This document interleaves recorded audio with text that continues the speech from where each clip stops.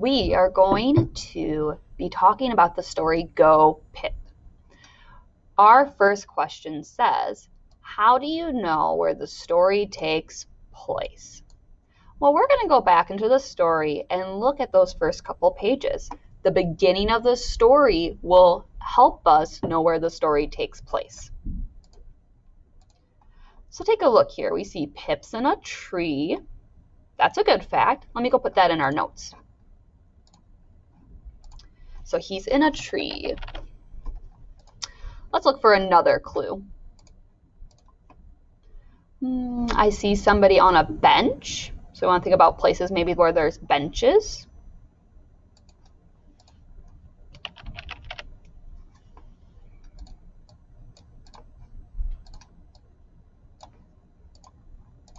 I also see kids who are riding bikes and people who are walking. So we want to think of places where people can walk easily, bike, where people sit on benches. I'm going to add those notes still. So people walking and biking. So with all those ideas, we can infer or make an inference about where he is. So, tree, bench, people walking and biking. So where do you think Pip is? Well, there are trees in my yard, so maybe he's in my yard. But I don't have a bench in my yard. And I also don't have people walking or biking in my yard. Maybe he's on a road. Sometimes there's trees on roads. But I don't usually see a bench on the road. And people probably don't walk in the middle of the road. Another place I see trees are in a park. There's trees in parks. You'll see benches in parks. And usually you see people walking and biking in parks. I think we have our answer. I know where Pip is because the pictures show me a park. That helps us know. We had to use the pictures because the words didn't tell us. So I know where Pip is because the pictures show me a park. We have our answer. Let's read it together. I know where Pip is because the pictures show me a park. Let's go to our next question. This question says, how do you know Pip is not sure of his way around the city? Well, let's go back into the story and look for our answer. How do we know he's not sure about his way around the city?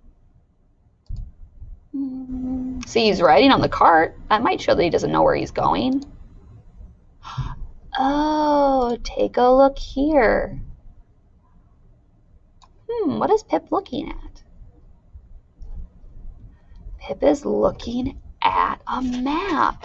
And a map is going to help him find where things are in the city. Let's add that idea here. The illustrations show me a map. We're going to see what the text says then too. So let's go back and look at the text. The text says Pip looks up. It is very big. Pip can look down. So he can look up and down. And that can help him by finding where things are in the map. Because look, here's that tall building. And here's that tall building on the map. So he looks up and he looks down to find where he's going. Let's add those notes in.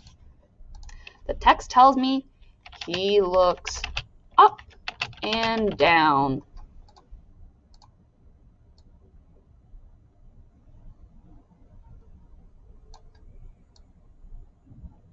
Okay, so I know that Pip is not sure of his way around because, how do we know he's not sure?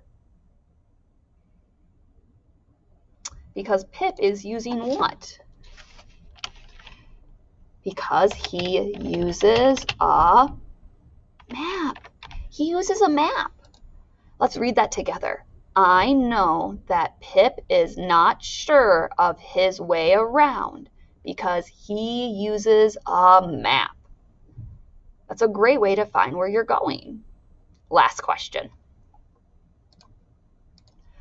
Why is Go Pip a good title for the story? Let's go back and look in the story and decide why this might be the good title.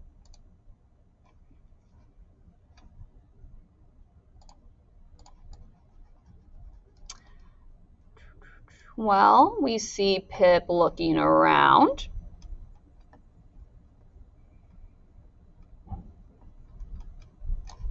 What else do we see?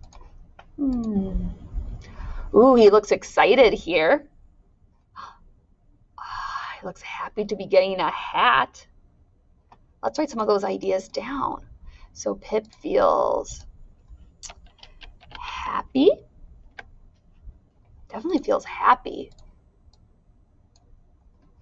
He looks like he's happy because he has a hat.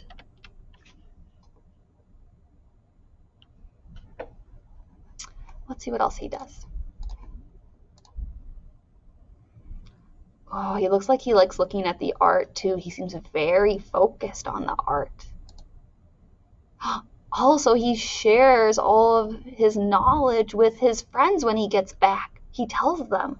Let's add that idea. He shows his friends what he did.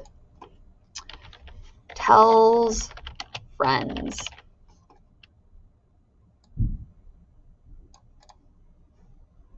Okay, so we can tell he's happy. You know, he got a hat, he tells his friends about it. So Go Pip is a good title for this story because what does Pip do? He goes around the city. Pip's happy to go explore the city. So Go Pip is a good title for this story because Pip likes the city. He feels happy there. He likes to explore it. Okay, let's read this together. Go Pip is a good title for this story because Pip likes the city. Great job!